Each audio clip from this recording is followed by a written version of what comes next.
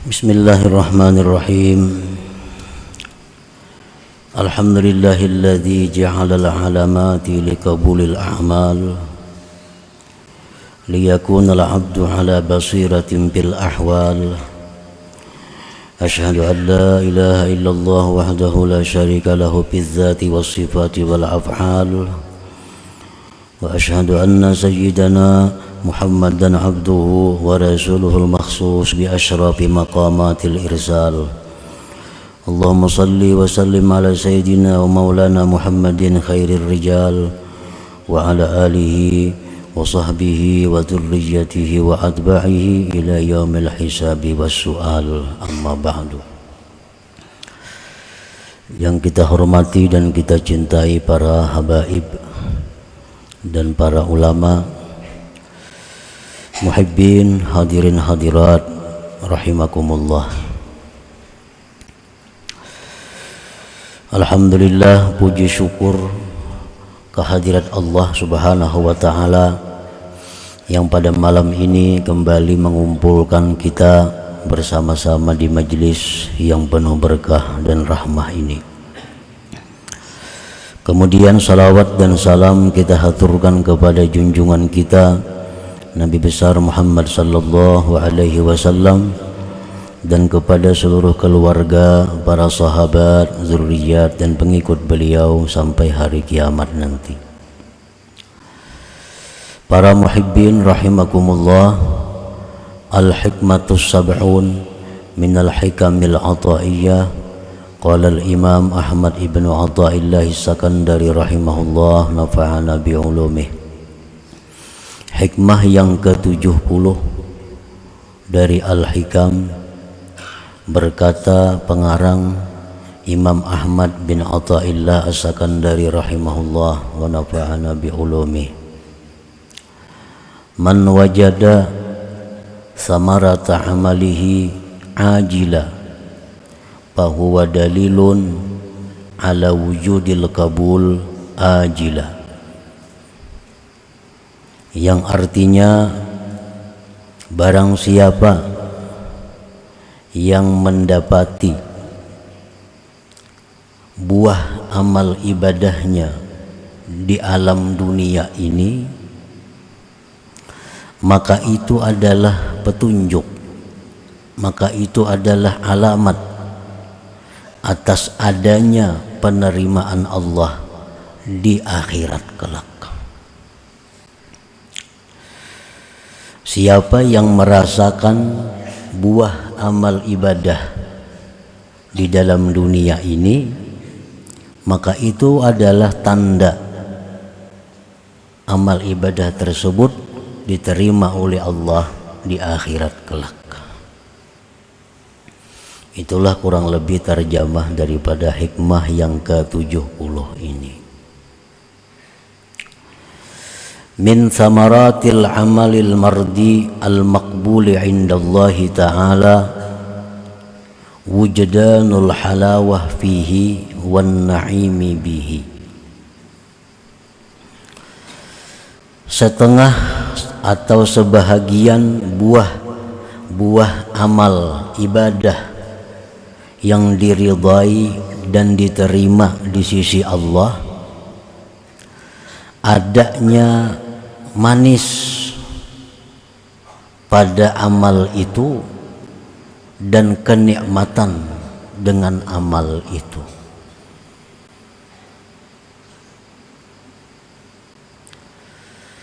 Apabila kita beribadah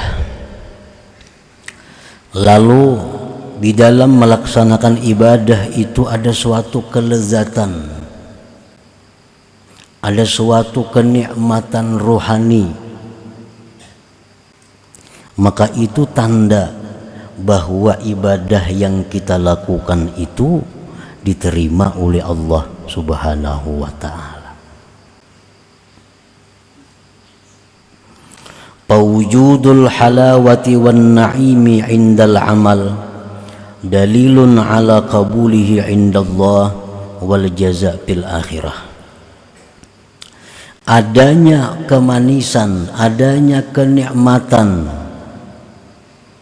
adanya kelezatan ketika beribadah, maka itu dalil atas diterimanya amal ibadah itu di sisi Allah dan ada balasan nanti di akhirat.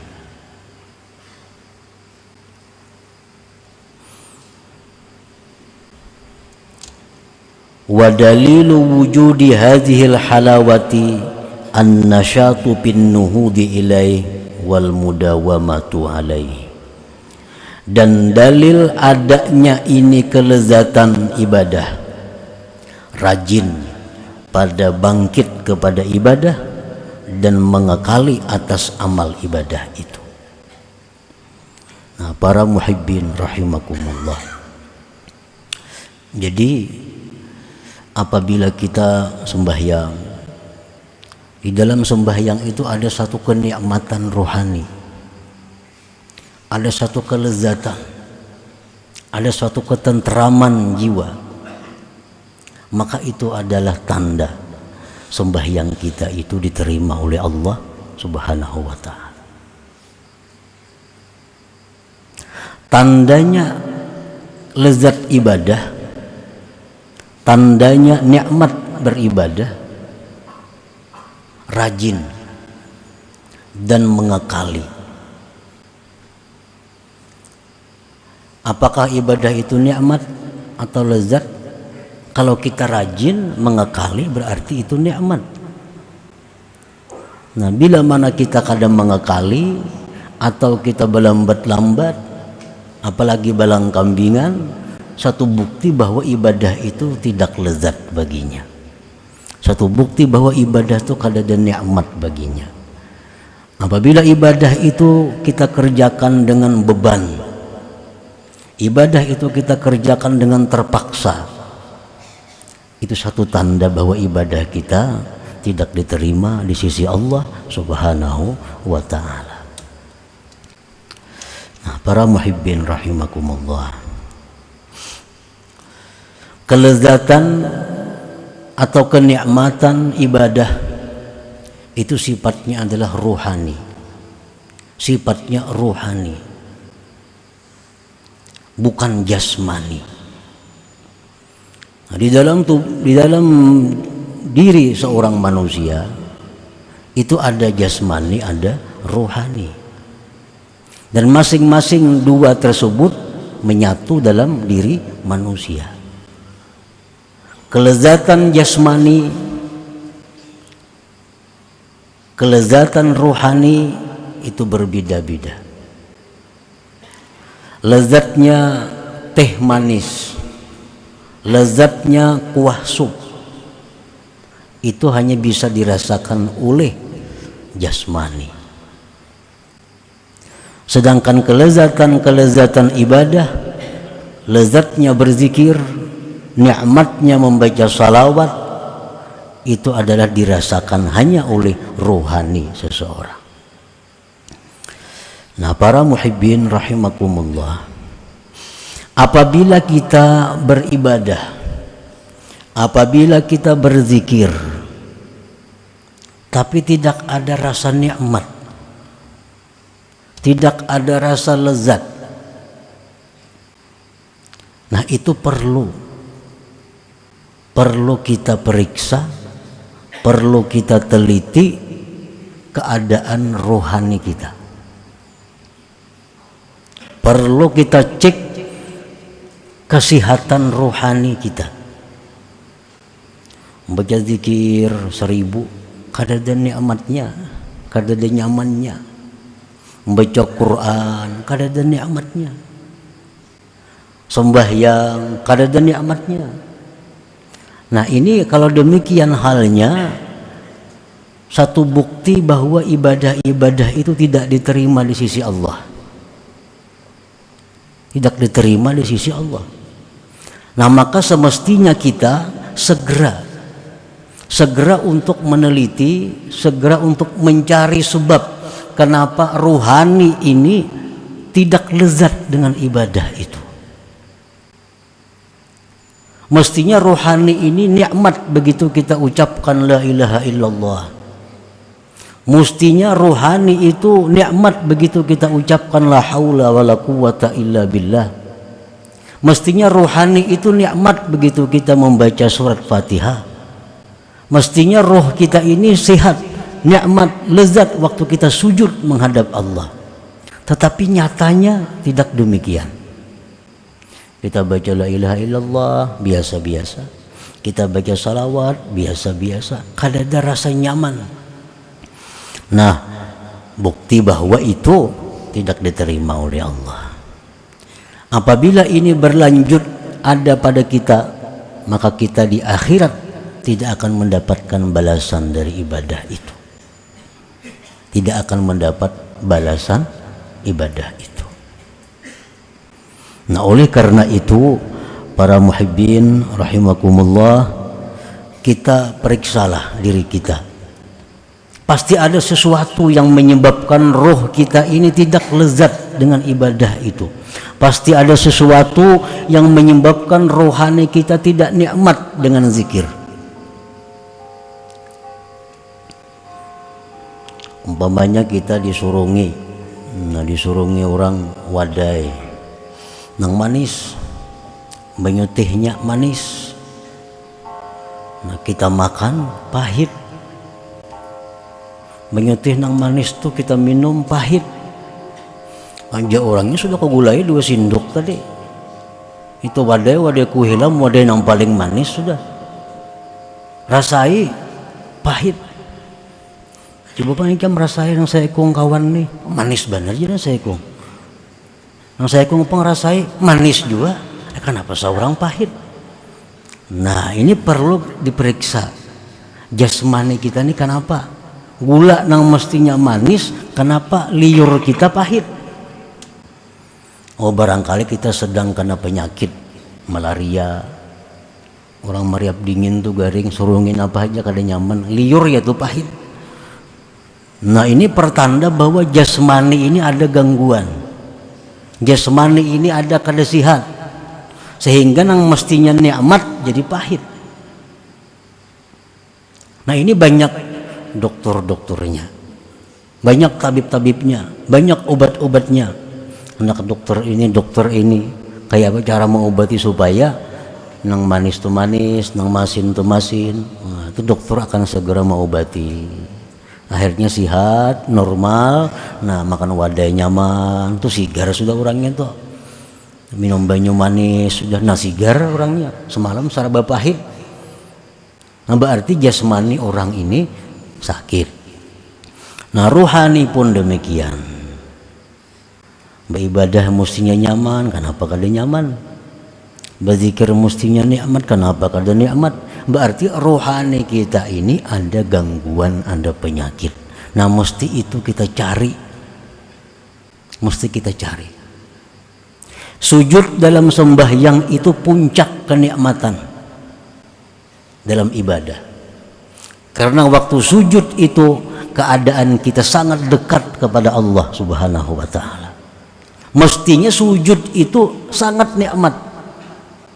Tapi kenapa sujud itu kada nikmat? Kenapa sujud itu biasa-biasa aja? Nah, ini rohani kita masalahnya. Rohani kita berpenyakit. Rohani kita ini berpenyakit. Maka sudah 50 tahun lebih penyakitnya bertunggu. Membuanginya ngalih benar itu. Kenapa? Sudah kronis. Nah, sudah 40 tahun kada diobati. Ada yang 30 tahun dibiarkan. Sembayang aja, baca Quran juga, tapi kada ada nikmat. Sehingga yang demikian itu ibadah timbul jadi beban. Nah, jadi beban jadinya. Kayak orang nanggaring tuh. Dimakan aja, pahit.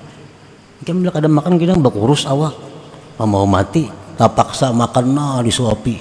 Padahal sing tuhukan menghabiskan cuma takutan kalau mati kada makan, lalu jadi beban makan. Padahal mestinya nikmat.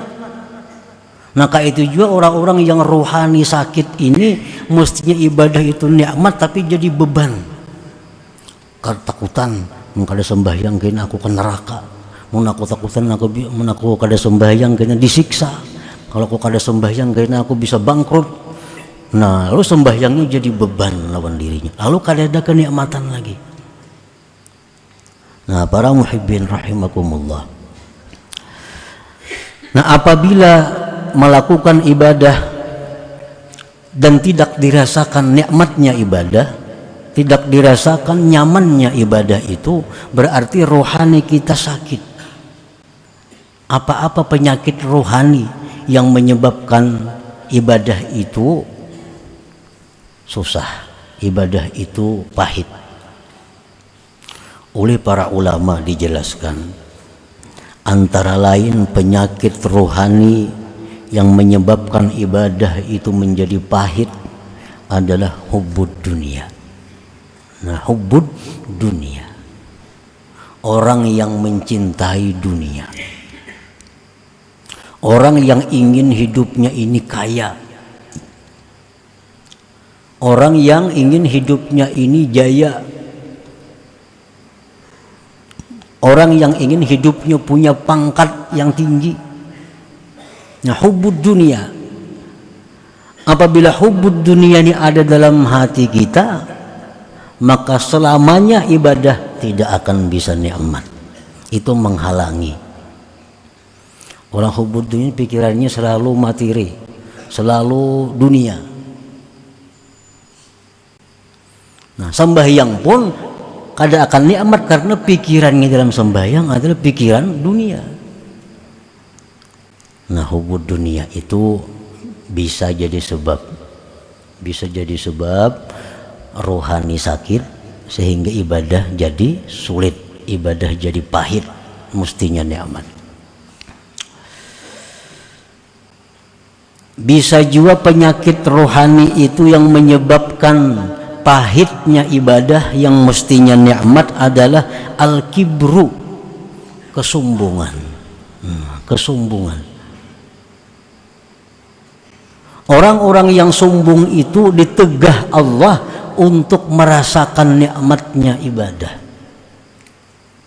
Orang-orang yang angkuh, nang siapakah kada dibapilih. Siapa nang angkuh, siapa nang sombong, itu kada akan merasakan nikmatnya ibadah. Allah sudah menjelaskan itu terang-terangan. Allah palingkan ayat-ayat kami daripada orang-orang yang sombong itu. Dan termasuk ayat Allah adalah halawatul ibadah, manisnya ibadah itu. Nah, kesombongan itu. Nah, kalau di kesombongan sini andaknya penyakit kita, nah cari obatnya kesombongan itu kayak apa? Kalau penyakit kita hubbud dunia, kayak apa cara untuk menghilangkan hubbud dunia itu? Wal ujub, orang yang merasa kemampuan dirinya, orang yang merasa kecerdikan dirinya, orang yang tidak merasakan adanya bantuan Allah kepadanya.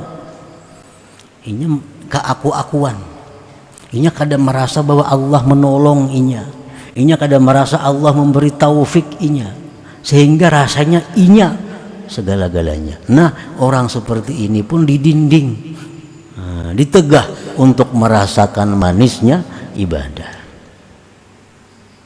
Waria, ria ini bukan hanya ba'amal, orang kada ba'amal pun ria bisa. Jadi jangan diartikan bahwa ria itu hanya untuk ba'amal. Orang kada ba'amal pun bisa ria. Kayak apa kada ba'amal bisa ria? Kayak apa nang ba'amal itu ria? Orang yang menggantungkan beramal dan tidak beramal kepada manusia, contohnya, itu ria. Aku umpat jo berzikir, si anu pang umpat berzikir. Nah, itu ria. Aku umpat jo berzikir, kawanku pang umpat berzikir. Kada karena Allah ngarannya. Itu ria. Ku kada hendak umpat berzikir, nitu pang kada umpat. Nah, ria ngarannya. Padahal kada berzikir kada jadi riya juga. Tarkul amal li ajlin nas riyaun. Meninggalkan amal karena manusia riya. Kok kada hendak beramal inya pang kada ada di situ. Nah, atau kok kada hendak beramal inya pang ada di situ. Nah, riya itu. Nah, bila hati kita ini riya ini ada, kada akan kita dapat manisnya ibadah.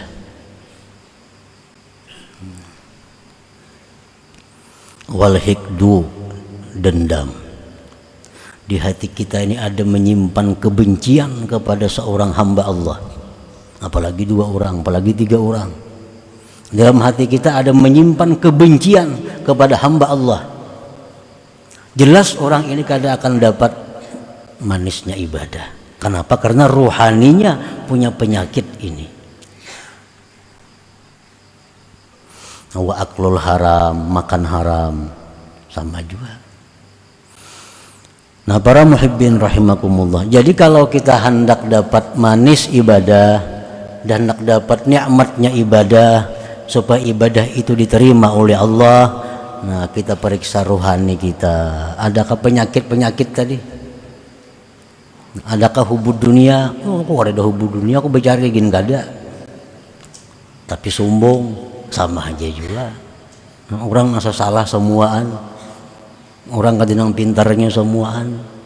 Inya aja saya komparasanya nang pintar, sombong ngarannya. Nah, itu penyebab pahit beribadah, malas beribadah.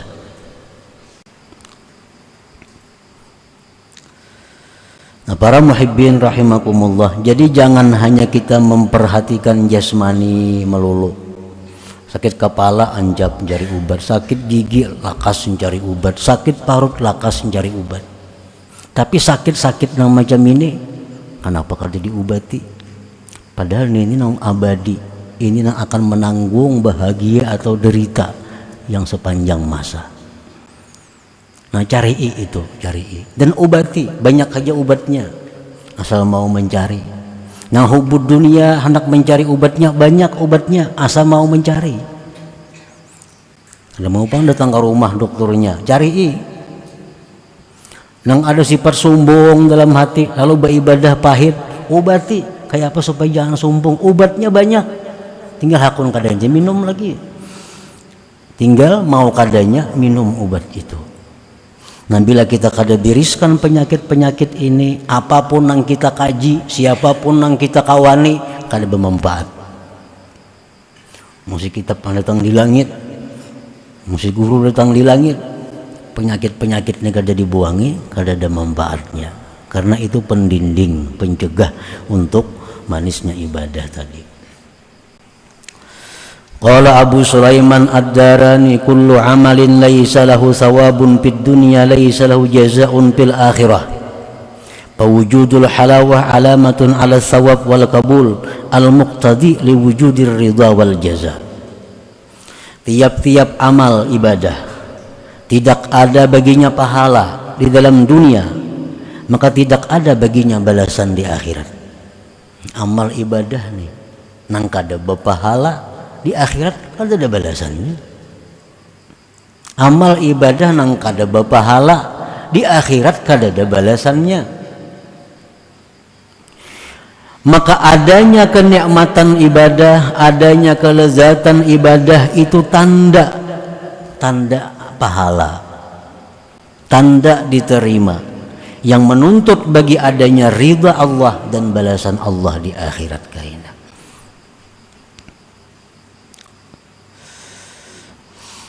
Samaratul amal kal halawati wan na'imi bihi laysat jazaahu li'annal jazaa muddakharun wa muajjalun fil akhirah wa innama samarah muzhiratun li salahil amal wa qabulihi indallah ta'ala.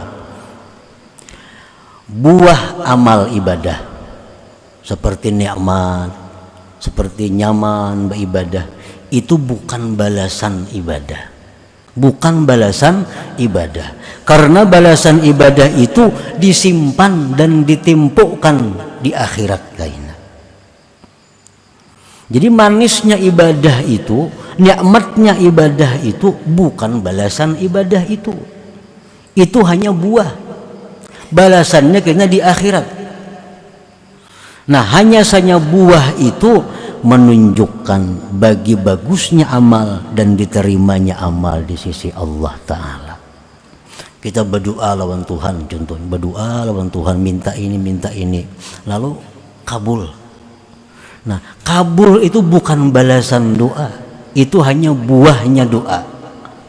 Balasannya doa di akhirat kaina kada diunjuk Tuhan di dunia. Orang baca surah Waqiah, lalu inya hidupnya makmur, hidupnya sukses. Itu bukan balasan surah Waqiah, itu buahnya surah Waqiah. Balasan baca surah Waqiah di akhirat, bukan di dunia. Buah itu hanya menunjukkan bahwa amal ibadah tadi bagus, amal ibadah tadi berhasil diterima di sisi Allah Subhanahu wa Ta'ala. Jadi jangan dipadahkan balasan ibadah itu di dunia kada ada, karena dunia bukan tempat pembalasan seperti hikmah yang sebelumnya. Misalu dzalik ma ya'muru bihi al-walid ibnahu min ad-dirasah wal jiddi fiha wa ma ya'iduhu ala dzalik min jaizatin maliyah iddakharaha lahu fa in qada al-walad li amri abi wajadda fi ad-dirasah sawfa yara samarata dirasatihi najahan fi madrasatihi wa husulan ala syahadah thumma yatalaqqa al-waladu ba'da najahihi wa husuli syahadah al-ajra alladhi wa'adahu waliduh. Perumpamaannya, anak nang disuruh kuitan belajar sungguh-sungguh, ikam nakai sekolah bujur-bujur, ikam sekolah rajin-rajin, kayaknya ikam bila ikam lulus sekolah ikam kutukarakan sepeda motor. Nah, itu contohnya. Bila ikam lulus sekolah, ikam kutukarakan sepeda motor. Nah, sepeda motor ini adalah balasan daripada lulusnya sekolah. Buahnya apa? Buahnya ini bersungguh-sungguh sekolah, kanak-kanak tadi. Buahnya ini berhimat menuntut ilmu. Buahnya kena lulus, dapat ijazah. Nah, itu buah. Dapat ijazah, lulus sekolah, itu buah bersungguh-sungguh. Sedangkan balasannya pang sepeda motor yang dijanjikan tadi. Cuma sepeda motor itu dijanjikan bila ada lulus sekolah, bila ada ijazah, nah hanya dapat sepeda motor.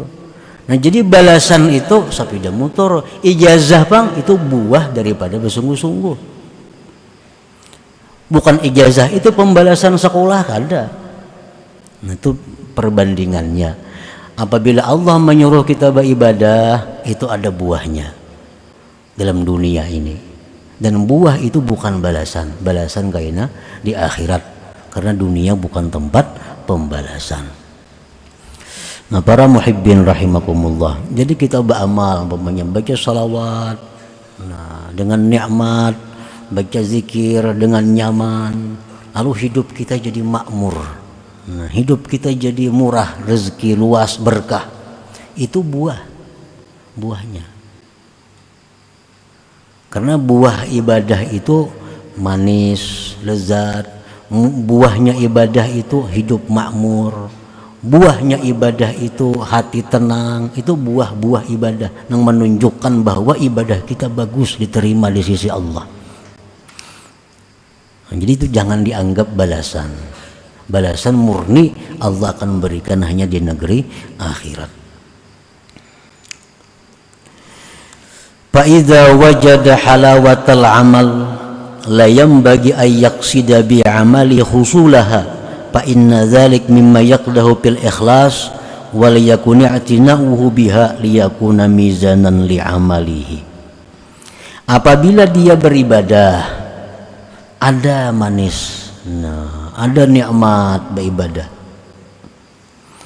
maka tidaklah patut dia menghendaki manisnya itu. Manis itu jangan diulah untingan, manis itu jangan diulah tujuan, karena itu mencederai bagi keikhlasan kita beribadah kepada Allah. Aku hati asa gelisah nah, anak bertenang-tenang lu supaya tenang baca Quran. Nah jangan itu mengganggu keikhlasan kita. Jadi manis ibadah itu bukan tujuan. Cuma manis ibadah itu hanya sebagai timbangan bagi baik buruknya amal kita. Nikmat ibadah itu bukan tujuan. Nikmat dan manisnya ibadah itu hanya timbangan ibadah kita buruk atau kada. Itu aja. Jadi kita beribadah jangan mencari manis, jangan mencari lezat. Yang kita cari beribadah adalah Allah tujuan kita. Nah, manisnya itu bang, itu hanya ukuran. Bila manis, oh berarti amalku baik diterima Allah. Bila kada, berarti kada diterima oleh Allah. Jangan beribadah mencari manis. Yang kita cari, kita tuju adalah Allah. Agar ikhlas kita kada terganggu, kada cedera dengan yang lain selain Allah Subhanahu wa Ta'ala. Nah, kemudian hikmah yang ke-71 pula. إلى حضرة النبي صلى الله عليه وسلم الفاتحة. أعوذ بالله من الشيطان الرجيم. الرحمن الرحيم مالك يوم الدين إياك نعبد وإياك نستعين صراط المستقيم صراط الذين أنعمت عليهم. يا الله بها يا الله بها يا الله بحسن الخاتمة يا الله بها يا الله بها الله بحسن الخاتمة يا الله بها يا الله بها الله بحسن الخاتمة ويا أيها الرجل منه شفاعة صلوا عليه وسلموا تسليما اللهم صل وسلم وبارك عليه